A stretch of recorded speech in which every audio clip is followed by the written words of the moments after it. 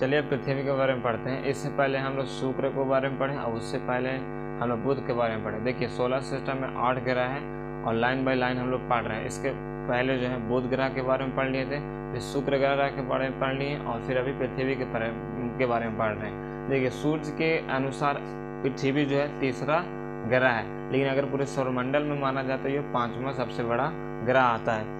देखिए पृथ्वी के बारे में जितना कहा जाए उतना ही कम है, क्योंकि पृथ्वी हमारे सौरमंडल के एकमात्र ऐसा ग्रह है जिस पर जीवन संभव है और किसी पर अभी तक संभव नहीं है। लेकिन साइंटिफिक लोग जो हैं, साइंटिस्ट लोग जो हैं अभी भी कहीं मंगल कभी मून पर अभी खोज रहे हैं कि वहाँ भी जीवन संभव हो सकता है। देखिए जीवन संभव होने के लिए 3 चीज़ बहुत ज़रूरी है। पहला ऑक्सीजन, दूसरा वाटर और तीसरा जो पेड़ पौधे। और पेड़ पौधे कैसे होंगे? ऑक्सीजन और वाटर रहेंगे तब, और ये पृथ्वी पर ही सिर्फ अवेलेबल है।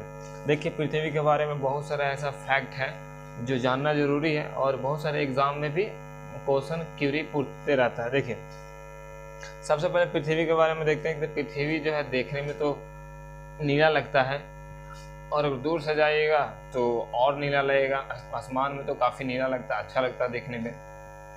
देखिए पृथ्वी जो है हमारे सौरमंडल में 2 ग्रह हैं, शुक्र और मंगल। शुक्र और मंगल के बीच में ही स्थित है कौन? पृथ्वी, हमारी प्यारी पृथ्वी। तो पृथ्वी को हम लोग माता भी कहते हैं, क्योंकि हम लोग अपना धरती को धरती माता भी बोलते हैं और कोई नहीं बोलता, सिर्फ भारतवासी ही बोलते हैं। देखिए दूरी के अनुसार अगर माना जाए तो ये 14 करोड़ 90 लाख किलोमीटर दूर है। किससे? सन से। लेकिन फिर भी सन का जो उसका जो लाइट है हमारे पृथ्वी तक आने में 8 मिनट 20 सेकंड लग जाते हैं। आप सोच सकते हैं कि कितना दूर होने के बावजूद भी सन का जो लाइट है पृथ्वी तक आने में 8 मिनट 20 सेकंड लग जाते हैं। देखिए अगर आकार के बारे में मैंने बता दिया कि पूरे सौरमंडल में 5वां ग्रह है, लेकिन अगर सूर्य के अनुसार अगर बोला जाए तो तीसरा सबसे बड़ा ग्रह है। और देखिए गति, पृथ्वी पर 2 गतियां हैं।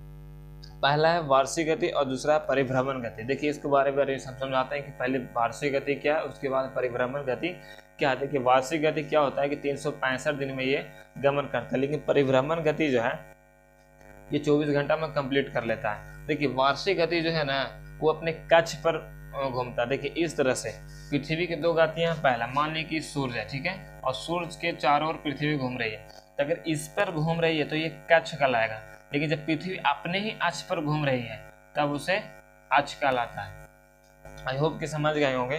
तो जब इस तरह से गोले गोले जब घूमता है इलिप्टिकल पथ पर तब जाकर ये वार्षिक गति कहलाता है। लेकिन ये अपने ही अक्ष पर घूमता है तब ये परिभ्रमण गति कहलाता है। अब देखिए वार्षिक गति का क्या कार्य है और परिभ्रमण गति का क्या कार्य है। देखिए वार्षिक गति से मौसम चेंज होते हैं। आप देखते होंगे कभी ठंडा, कभी बरसात, कभी धूप तो कभी गर्मी, इस तरह से जब होती है ना, ये वार्षिक गति के कारण ही होती है। और वार्षिक गति कैसे घूमती है? तो अपने कक्ष पर, ना कि अक्ष पर। और परिभ्रमण गति, देखिए परिभ्रमण गति के कारण दिन और रात होते हैं। अगर आपसे कोई पूछे कि वार्षिक गति क्या है तो बता सकते हैं कि वार्षिक गति से दिन रात नहीं दिन रात नहीं होते बल्कि मौसम परिवर्तन होते हैं। और परिभ्रमण गति के कारण क्या होता है? दिन और रात होते हैं। पृथ्वी की 2 गतियां हैं, बहुत ज्यादा इंपॉर्टेंट है ये।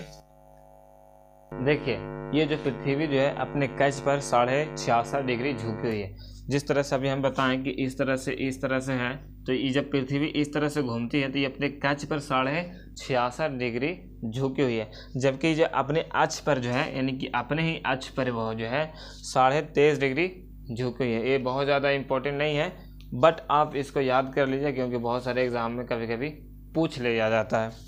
अब देखिए पृथ्वी का द्रव्यमान भी है, हालांकि जो द्रव्यमान है ये लगभग में, अप्रॉक्सीमेट में है। एग्जैक्ट तो कुछ नहीं निकाल सकता क्योंकि पृथ्वी तो लटका हुआ, तराजू और बटखारा से तो वहाँ नापने तो नहीं गया होगा, मेजर तो करने नहीं गया होगा ना, तो एक लगभग में अप्रॉक्स में मेजर कर लेते हैं साइंटिस्ट लोग। आप लोग जानते हैं कि बहुत सारे ऐसे अंतरिक्ष में चीज़ें हैं जो अप्रॉक्सीमेट में निकाल लिए हैं। सन का जो लाइट का स्पीड है ये भी अप्रॉक्सीमेट में निकाल लिए हैं। सन का जो डिस्टेंस है अर्थ से, या फिर और सारे प्लैनेट्स हैं जो लाइक वेनस हो गए, मरकरी हो गए, जुपिटर हो गया, सैटर्न, यूरेनस एंड नेपच्यून, इस सारा का जो डिस्टेंस है ना ये अप्रॉक्सीमेट में निकाला गया, एग्जैक्टली में नहीं है, अप्रॉक्सीमेट में निकाल लिया गया है। हालांकि कभी कभी सही भी हो जाते हैं क्योंकि इतना साइंटिफिक दुनिया आगे बढ़ गई है कि बहुत आगे बढ़ गई है। अब लोग देख ले, पृथ्वी के द्रव्यमान जो है 5.97 इंटू 10⁻24 kg है। अब समझ सकते हैं कि 10⁻24 kg है। अब बहुत ज़्यादा भारी है, इसलिए तो अब देख रहे हैं दिन प्रतिदिन पृथ्वी पर पॉपुलेशन बढ़ती जा रही है। अब सारा पॉपुलेशन इसी पर हमको तो ये समझ में नहीं आता है कभी कभी कि पृथ्वी का वजन इतना ही कैसे है, 24 की जगह 30 हो गया होगा, क्योंकि दिन प्रतिदिन पॉपुलेशन बढ़ रहा है। आप समझ सकते हैं कि मृत्यु दर पूरे दुनिया में कम है, बल्कि जन्म दर ज़्यादा है। तो जन्म दर जब ज़्यादा रहेगा तो पॉपुलेशन भी ज़्यादा बढ़ेगी, और जब पॉपुलेशन ज़्यादा बढ़ेगी तो मास भी ज़्यादा बढ़ेगा। तो कभी लोग साइंटिस्ट लोग ये भी बोले हैं कि पृथ्वी की जो गति है ना धीरे धीरे स्लो हो रही है ड्यू टू द पॉपुलेशन। आने वाले टाइम में पृथ्वी जो 24 घंटा में घूमती है ना, हो सकता है 23 घंटा में कंप्लीट कर ले, गाड़ी चेंज करना पड़ेगा। आप समझ सकते हैं। अब देखिए एक चीज़ बहुत ज़्यादा इंपॉर्टेंट है कि पृथ्वी जो नीला ग्रह दिखाई देता है, क्योंकि अंतरिक्ष में नीला दिखाई देता है, जिसके वजह से नीला कहते हैं। और नीला इसलिए कहते हैं क्योंकि पानी के कारण वो नीला दिखाई देता है। आप लोग जानते हैं कि पृथ्वी में 4 पार्ट है, जैसे में इस तरह का पार्ट है। एक पार्ट में हम लोग रहते हैं, यानी कि हम लोग जो लैंड है, और बाकी जो 3 पार्ट में ये जल है। जल होने की वजह से, और जल कौन वाला है, अशुद्ध है, ये समुद्र वाला, सागर वाला, और वो नीला दिखाई देता है। तो आप समझ सकते हैं कि जिसका मेजोरिटी रहेगा उसका दबदबा रहेगा।